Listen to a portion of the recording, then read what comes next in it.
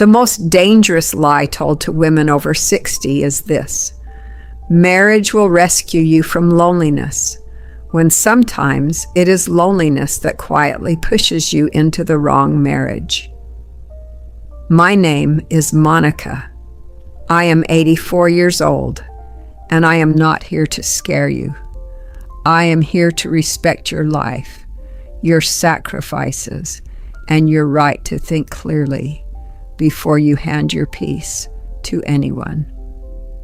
At my age, society and even relatives expect a woman like me to be lying on a hospital bed or living in a nursing home with a caretaker counting out medicines, with little money of her own, and living only according to the wishes of her children. They think an older woman cannot possibly want freedom more than company, but they are wrong. Women like us have spent years raising children, shaping their upbringing, working jobs, managing homes, saving relationships, and bending our lives around someone else's needs. Sometimes that someone was a father, sometimes a brother, sometimes a husband, sometimes children, and sometimes society itself. Many seniors will say, "We spent our whole lives this way." Yes, we did. That is exactly why the heart becomes tired, even when the face remains strong. George, my husband, died after only 20 years of marriage. Becoming a widow in the prime of my life felt like being left alone in the middle of a wide ocean. Until then, I had never imagined taking even one serious step without him. He always gave kind, steady advice about my work, our home, the children, and the difficult choices every family must make. Yet I was never forced to live beside him. I was deeply satisfied with him. Our home was warm, our finances were stable, our children were cared for, and he spent years teaching me something priceless. Make your own decisions even when your voice shakes. When he left this world, I felt as if the whole earth had emptied around me. In my thoughts, I could not separate him from myself. Still, after some time, I understood that I had to become emotionally stronger, or grief would make me weak in front of the world. So I held myself together with great effort and gave my mind a new direction. I never put my private struggle on display because I knew that the moment a lonely woman looks helpless, someone may try to control her home, her choices, or her future. I did not want that for myself, not then, not ever. I lived with confidence after that. I raised my children to stand on their own feet and become useful people in the world. They were bright, independent, and able to choose their own roads. During those long and demanding years, it was not as if no man ever noticed me. A few friendships leaned towards something more. A few kind voices lingered longer than necessary. But I understood what second marriages had done to women around me. I had seen confusion over money, hidden tempers, and homes that changed their smell the moment a new man brought in his habits. Even when I was younger and still considered attractive, I kept my emotions behind my good sense. Then life tested me in a different way. My son left for another state for a training program. My daughter was already living abroad. I had grown used to the laughter of grandchildren, the noise of weekend visits, the easy busyness of family moving through my rooms. When that stopped, the silence became heavier than I expected.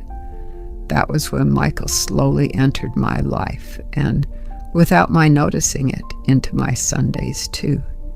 He had once been my office colleague. We began with ordinary conversations about work, finance, and politics. Somehow those talks turned personal. I think, without admitting it even to myself, I was using conversation with him to soften the loneliness that followed my son's departure.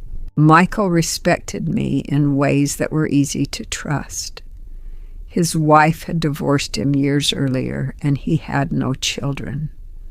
There was an emptiness in him that seemed to recognize the emptiness in me. We started taking coffee after church, then walking through a small park near Dayton, then calling each other on evenings that used to belong to family noise. I do not know when I forgot my own rules.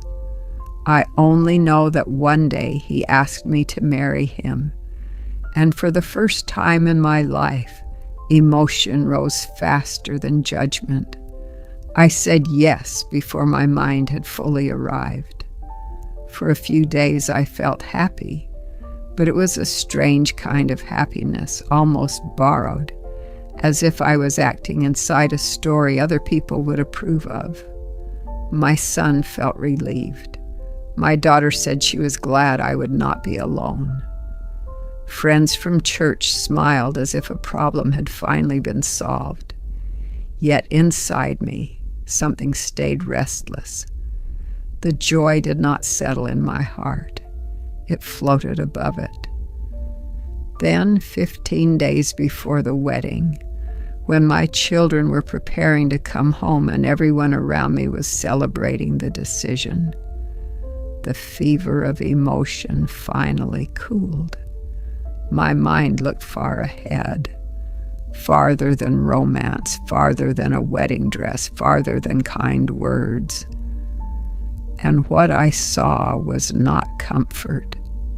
It was risk wearing a gentle face.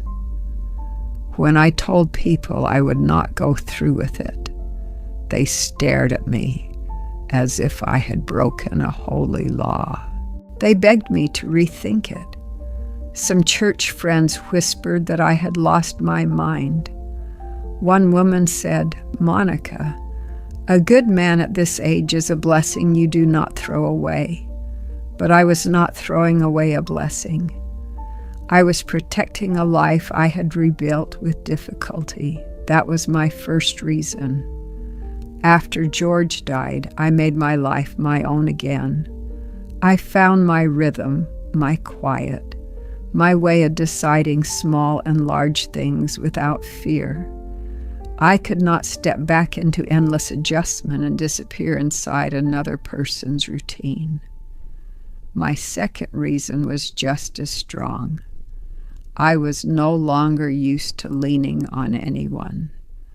I had become independent in practical ways and emotional ways. Depending too heavily on someone now felt less like comfort and more like weakness. My third reason came from experience. People do not suddenly become better because they speak softly during courtship. Many simply hide certain habits until the papers are signed. I did not believe Michael was cruel, but I knew enough about life to know that hidden patterns appear late. At this age, I had no desire to gamble my remaining peace. My fourth reason was the most surprising even to me. I had made peace with my own company. I was alone, yes, but I was not empty. There is a huge difference between solitude and sorrow. A wrong marriage can steal a peace that took decades to build. Then the final three truths sealed my answer. My fifth reason was my children and the home George and I built with years of effort, trust, and sacrifice. A late marriage does not join only two hearts. It can disturb inheritance, property, old memories, and the peace of a family that took decades to build. I could not ignore that. I did not want my final years to bring confusion into my children's lives or turn my home into the center of future pain. My sixth reason was the most painful truth of all, because this time I had to be honest with my own heart. What I felt was not deep love. It was fear. Fear of empty evenings. Fear of silence. Fear of illness. Fear of growing older with no one sitting in the next room. And once I admitted that to myself, something inside me became clear again. Then came the seventh and strongest reason, the one that ended everything. I realized I could not be unfaithful to the love I had already fully lived. George was not just a memory from the past.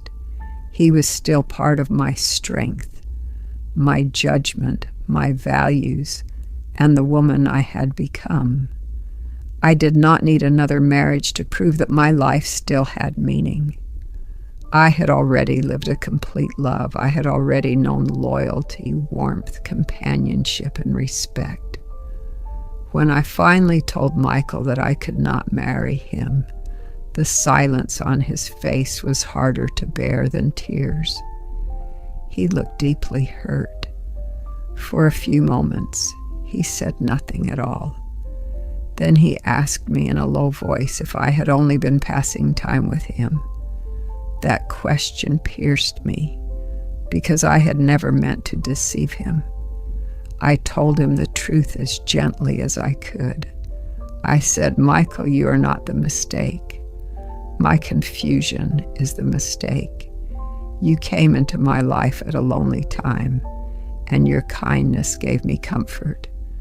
But comfort is not the same as a promise I can honestly keep." He turned away and sat very still. I could see that my refusal had wounded his dignity and his hope. He said he had already started imagining a future with me, a small life, simple and calm. I told him I respected that, and that was exactly why I had to stop before the wedding, not after it. I said, "A late truth is painful, but a late marriage built on doubt is far more cruel." He was disappointed, and for some time he kept his distance. I do not blame him for that. Rejection hurts at any age. But I would have hurt him more by giving him a life I could not enter with my whole heart. And when I said no, I did not feel guilt. I felt a strange, deep peace, as if I had saved myself from losing my own voice in the last chapter of my life. That is the lesson I want to leave with every senior woman listening today. At this age, peace is not a small thing. Clarity is not selfish. Saying no is not cruelty, when yes would be dishonest. Many older women are taught that companionship is always better than solitude, but that is not true. A peaceful life alone is far better than a troubled life shared with the wrong person. If love comes with truth, respect, and full certainty, it can be beautiful. But if it comes from fear, pressure, loneliness, or emotional weakness, then it is not love guiding you, it is vulnerability. And vulnerability can make a wise woman agree to a future that her soul does not truly want. So tell me honestly in the comments, did I make the right decision for myself?